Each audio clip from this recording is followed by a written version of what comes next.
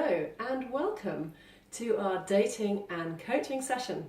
Today we're talking about coming across in the best possible way, in the right way to others. Jane and I have been having a bit of a chat about this, but looking forward to sharing with you.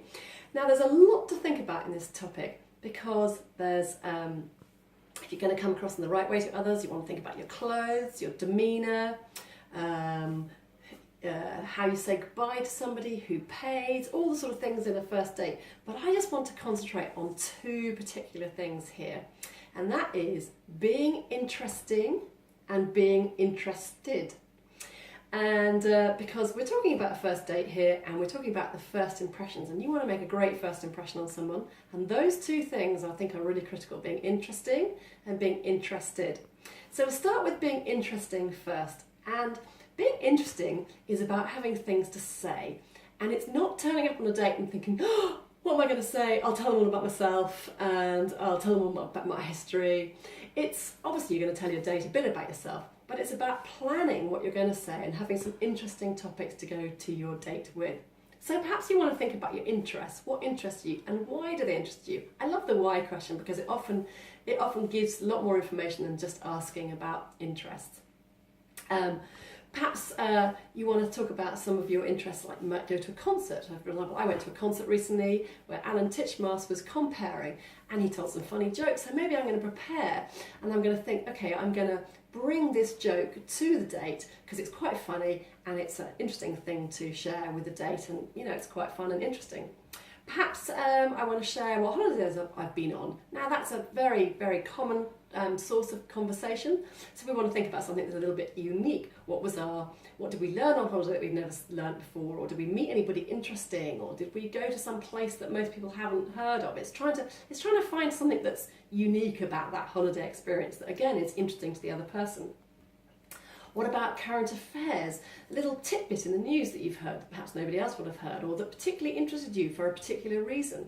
So it's important that you prepare these topics and you go on a date with various things to talk about so that you are interesting and you're not just talking about yourself, which actually can come across as very boring, as I'm sure any of you who've been on a date where somebody's spoken all about themselves all night is quite dull.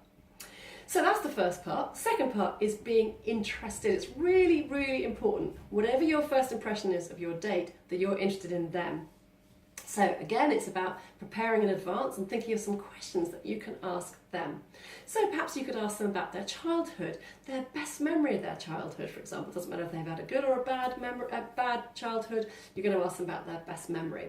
What about their interests and the things that make them how they spend their time? What about if they play any instruments? Why they play the instrument? Or perhaps if they don't play an instrument, you could ask them what sort of instrument they would play if they could play anything in the world. That might elicit some interesting answers. A very interesting question that I've been introduced to recently is to ask somebody how best they like to spend their money. Now, it's not asking them how much money they've got, it's not eliciting that information, it's just asking them how they best like to spend it, because you might discover they best like to spend it on charity or on football or on food. It gives you more information about them. I think you'll find it's quite an interesting question to ask. Perhaps you want to ask them what the favourite part of the country is, or the favourite part of the world, and again why.